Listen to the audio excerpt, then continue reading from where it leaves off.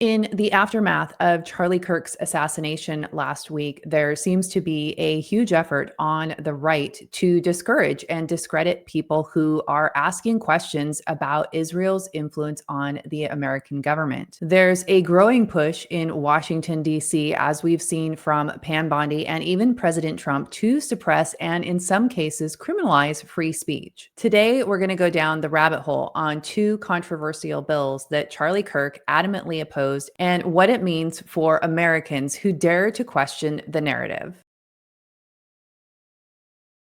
Hey everyone, I'm Julie Barrett and I'm the founder of Conservative Ladies of America. And yesterday in my live stream, I did kind of a deep dive on a couple of bills that Charlie Kirk adamantly opposed that were pro-Israel and would punish Americans who dared to speak against Israel. Charlie Kirk himself basically killed both of these bills, but there seems to be, in the aftermath of his assassination, a renewed appetite to pass policies that would accomplish this goal of suppressing free speech. Over the last several days, I've been going through a lot of video content in Charlie's own words where he talks about Israel and questioning what's happening in Israel and the connection and relationship with Israel and the American government. Recently, he did a podcast interview on the Patrick Bet-David show where he talked about his pattern recognition ability and how it had been fine-tuned over the last 5 years in response to COVID, the Maui fires, Epstein, and October 7th in Israel. And I think a lot of us can probably agree that over the last 5 years, our pattern recognition has become a little bit more fine-tuned as well. Okay.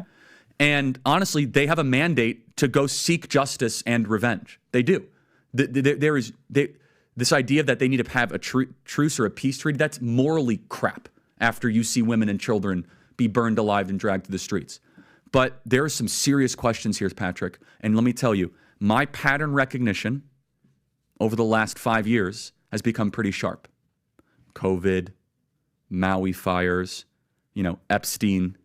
When I see a story and it doesn't click, our guts are usually right. And that's why I think it is important to ask questions in the aftermath of Charlie's assassination about the connection with American government and the Israeli government and what kind of impact do they have on our government. If you've been a watcher of the channel, you know that I am not a conspiracy theorist, but I like to operate in facts. And so everything that I'm going to show you in today's video is based on facts from legislation that has been proposed in Congress and really how I think it connects to everything that's been happening over the last week and especially what we're seeing in Washington, D.C. And so I want to share with you a couple of different bills that would have kind of created like hate speech legislation. There was one that happened in May of 2024 and one that happened in May of this year. So let's go back to what prompted Charlie to make that tweet. There was a bill in Congress in May of 2024. It was sponsored by Republicans, HR 6090. And I did a video on Tuesday about all of this. So you can go back and watch that. I didn't include this, but HR 6090 passed the House on May 1st. It was 320 yeses to 91 noes. 187 Republicans voted yes for this bill. I think there was it was either 19 or 21 Republicans that voted no. Among those was Chip Roy, Thomas Massey, Marjorie Taylor Greene, Matt Gaetz, Andy Biggs. So in response to campus anti-Israel protests, the House is rushing to vote on a new bill, HR 6090. This new bill would officially define anti-Semitism so the federal government can sue, prosecute, or sanction more people, businesses, and universities for supposed violations of civil rights laws. I abhor anti-Semitism, but this bill is flagrantly unconstitutional and an appalling attack on the First Amendment. This bill would make it illegal to compare Israeli policies to Nazi policies. It would make it illegal to describe Israel as racist. It would make it illegal to accuse an American citizen of being more loyal to Israel than to the United States. All of those behaviors might be stupid or repugnant, but they are indisputably protected by the First Amendment. Yet now, congressional Republicans are rushing to get the First Amendment in order to pass a Europe-style ban on supposed hate speech. Rioters should be arrested. Unhinged Israel-hating students who take over buildings and refuse to leave should be expelled. But I stand with Rep. Thomas Massie. This bill is an affront to the Constitution and must not pass. Charlie was very outspoken about this particular bill. And it did pass, as I said, 320 to 91. It never went anywhere in the Senate. But my radar is up right now, wondering if we are going to see this bill reintroduced. Will there be an appetite to move this bill along? So this was what the viral post about hate speech, this is the post that prompted him to say that. This bill, HR 6090, was sponsored by several Republicans. I believe it was Rep. Mike Lawler. There was like a dozen Republicans and maybe another dozen Democrats that all were listed as co-sponsors of this bill.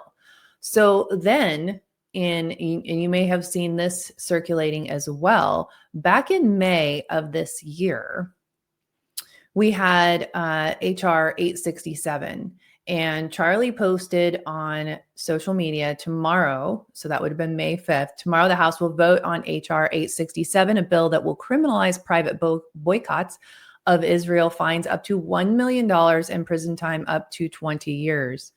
Bills like this only create more anti-Semitism and play into growing narratives that Israel is running the U.S. government. In America, you are allowed to hold differing views. You are allowed to disagree and protest. We've allowed far too many people who hate America move here from abroad, but the right to speak freely is the birthright of all Americans. This bill should not pass. Any Republican that votes for this bill will expose themselves. We've been watching very closely. So this bill was in committee, and it was to receive a vote, as Charlie said, on May 5th, and it got pulled and there was no vote. And so I've been down in this rabbit hole now for the last couple of days trying to dig into this bill, and it was pulled because of the public opposition, specifically from influencers. And I think it's safe for all of us to assume that Charlie was probably the biggest influencer on this piece of legislation.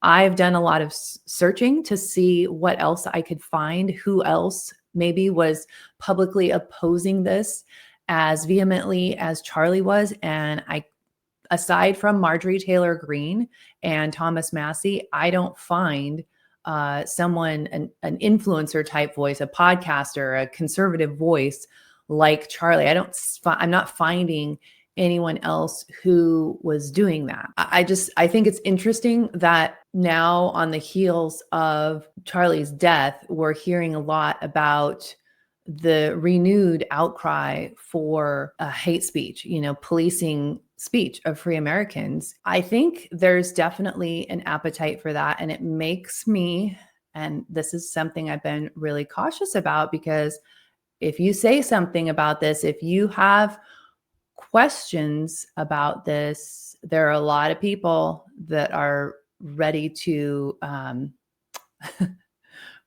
at you. But I think it is worth questioning these Israel policies and why there is such a strong bipartisan appetite to criminalize people in America, to criminalize American citizens for speech. It's blatantly unconstitutional. And yet we have all these people that want to pass these policies for whatever reason that may be. There was an article I found. I'll try to put it in the link here for you. House Speaker Mike Johnson held private meetings with AIPAC, which is the Israel PAC, and Jewish leaders on Wednesday on Capitol Hill, wherein he reportedly pledged to screen out isolationists, GOP candidates, to prevent that wing of the party from growing larger in the House. Now, who are the isolationist GOP candidates? We are talking about people like Thomas Massey, Marjorie Taylor Greene. Matt Gaetz, of course, is no longer in Congress, but he was one of the people that voted against H.R. 6090 back in 2024. Rep. Tim Walberg, who's a Republican from Michigan, was also part of the meeting, revealed he'd been texting recently with ADL, the Anti-Defamation League CEO Jonathan Greenblatt, about the proliferation of anti-Semitic conspiracy theories about the killing of influencer Charlie Kirk, Jewish Insider reported.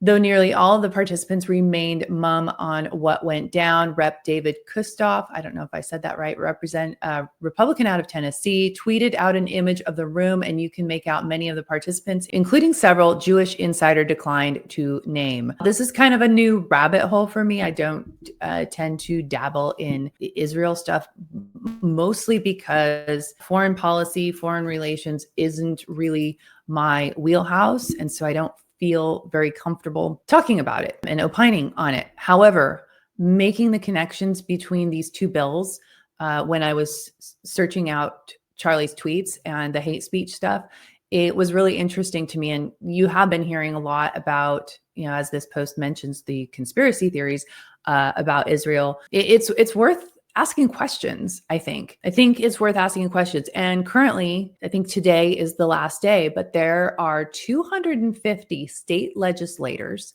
5 state legislators. So we're talking state level legislation. 250, 5 from each state are in Israel right now for some kind of conference. It's called 50 States, One Israel. And perhaps you've seen the logo about this, but that also was like red flag to me, like what is going on? And so this is a rabbit hole that I am currently in. I have got links to the bills that I discussed in today's video, plus links to Charlie's tweets about these bills. Please do share this video far and wide. Thanks so much for watching, and I'll see you in the next video.